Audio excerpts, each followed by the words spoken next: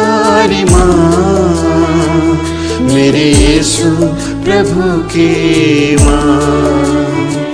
मेरी माँ ओ प्यारी माँ, मेरे यीशु प्रभु की माँ। तेरी ममता की छाया पड़ी है धरा पर, ज़मीं आसमां है ये कहती। तेरी ममता की छाया पड़ी है धरा पर, ज़मीं आसमां है ये कहती। मेरी माँ ओ प्यारी माँ, मेरे यीशु प्रभु की माँ।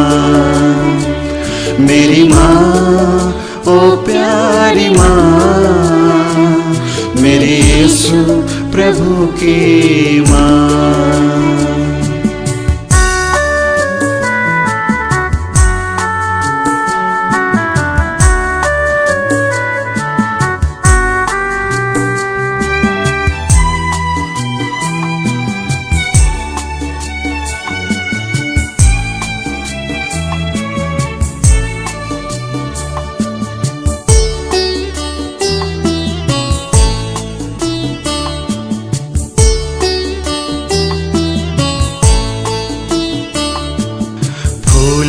सा कोमल है तेरा जीवन, करुणा का सागर है तेरा जीवन।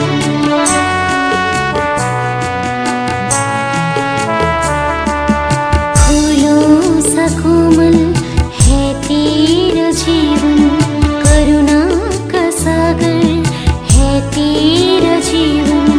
दासी बनकर प्रभु की तूने जग को दिया एक विधाता, जग को दिया एक विधाता। मेरी माँ ओ प्यारी माँ, मेरे यीशु प्रभु की माँ। मेरी माँ ओ प्यारी माँ, मेरे यीशु प्रभु की माँ।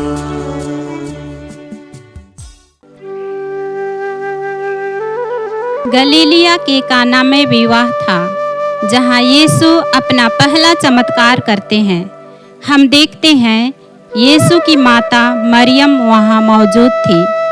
इससे पता चलता है कि वे अपने रिश्तेदार थे और रिश्तेदार होने के नाते वहाँ की ज़रूरतों को संभालने के लिए अपना कर्तव्य समझकर वहाँ गई थी। यीशु और उनके शिष्यों को भी निमंत्रण मिला था। वे उनकी खुशी में शामिल हुए। माता मरियम अतिथियों से मिलने जुलने, उनके साथ बातें करने और उनकी ज़रूरतों को पूरा करने में जुट गई। यहाँ मरियम यीशु की माता के रूप में नहीं, बल्कि एक साधारण नारी का रोल अदा करती है। लोग बस इतना जानते थे कि यीशु जोसेफ यानी बढ़ाई का बेटा है और मरियम बढ़ाई की पत्नी। इसी बीच अंगूरी समाप्त हो गई। ये खबर मरियम को मिलता है।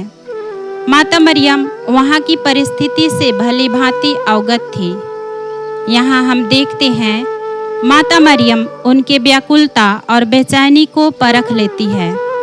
वो जानती है दाखरस की कमी उस घर के लिए शर्मनाक साबित होगी, उस परिवार की बदनामी का कारण बनेगी।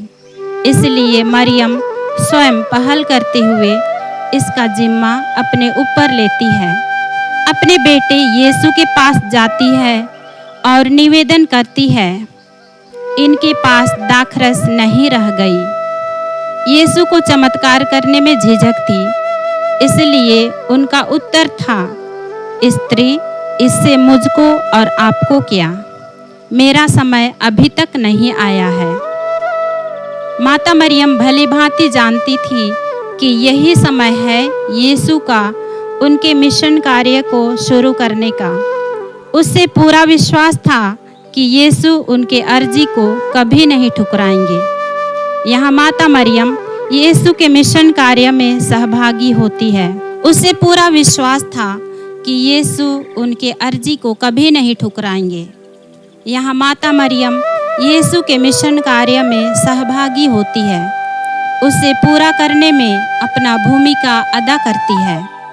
प्रभु यीशु के साथ हमारे मुक्ति कार्य में सक्रिय रूप से भाग लेती है। यही समय था उससे दुनिया के सामने ईश्वरत्व को प्रकट करने का।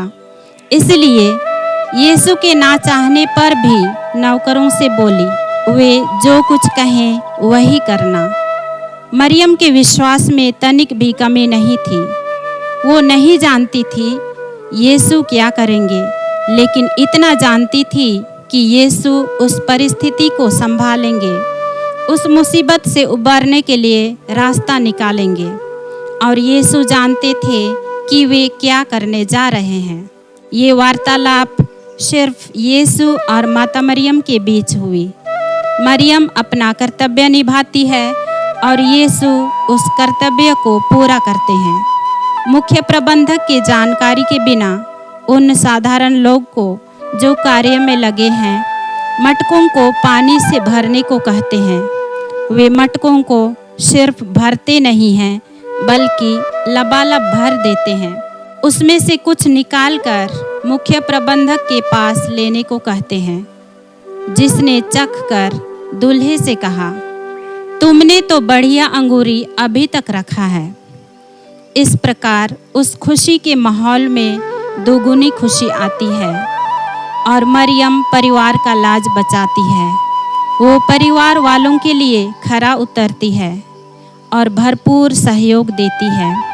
उस खुशी की माहौल में कुछ भी कमी महसूस होने नहीं देती है।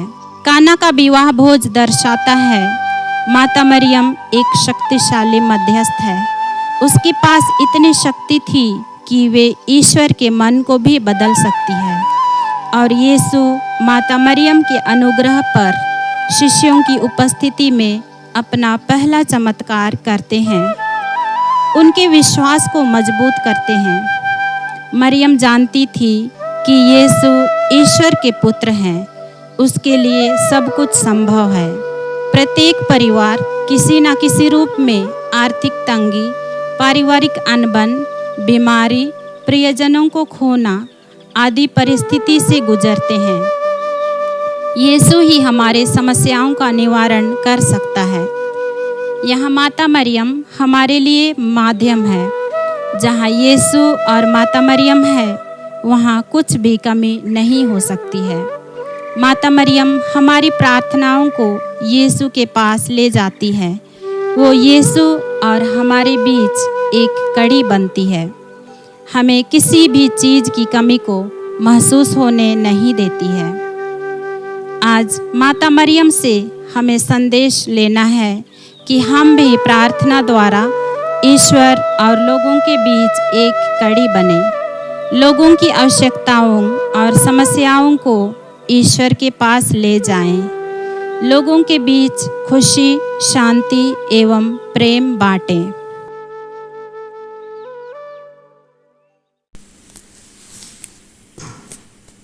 हे परम पवित्र मरियम, पवित्र आत्मा ने आपको जन्म से पहले ही पाप से बचाया, ताकि आप मुक्तिदाता प्रभु यीशु के आगमन के लिए उपयुक्त माध्यम हो। हे स्वर्ग के दे दिव्यमान ज्योति, हे प्यारी माँ, पवित्र आत्मा ने आपके जन्म में यह देखकर प्रसन्न हुआ कि आपकी आत्मा निष्पाप और निष्कलंक थी, जो ईश्वर का मंदिर होने के लिए हमेशा योग्य रहा।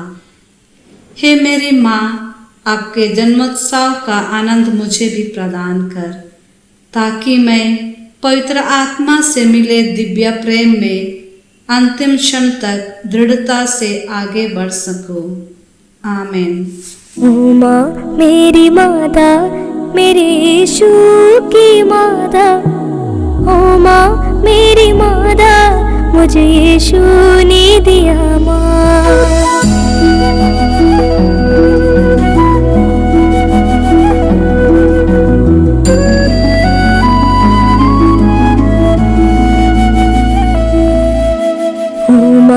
मेरी माँ, मेरे यीशु की माता, ओ माँ मेरी माता, मुझे यीशु ने दिया माँ। ओ माँ मेरी माता, मेरे यीशु की माता, ओ माँ मेरी माता, मुझे यीशु ने दिया माँ। आवे मरिया कुंवारी माता, आवे मरिया कुंवारी माता, ओ माँ मेरी माता, मेरे यीशु की माता, ओ माँ मेरी माता, मुझे यीशु ने दिया माँ।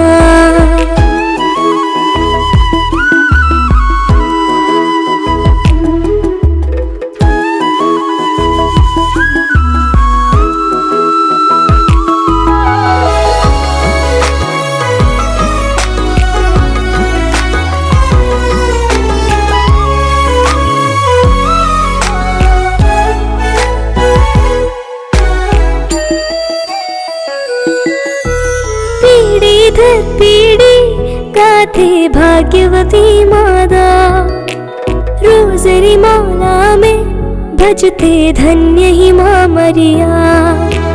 पीढ़ी दर पीढ़ी गाते भाग्यवती माता, रोज़री माला में भजते धन्य ही माँ मरिया। स्वर्ग बनी माता मेरे यीशु को रहने, पुण्याश्रम बनी माँ तू मेरे यीशु को रहने। स्वर्ग बनी माता मेरे यीशु को रहने, पुण्याश्रम बनी माँ तू मेरे यीशु को रहने। ओ माँ मेरी माता, मेरे यीशु की माता, ओ माँ मेरी माता, मुझे यीशु ने दिया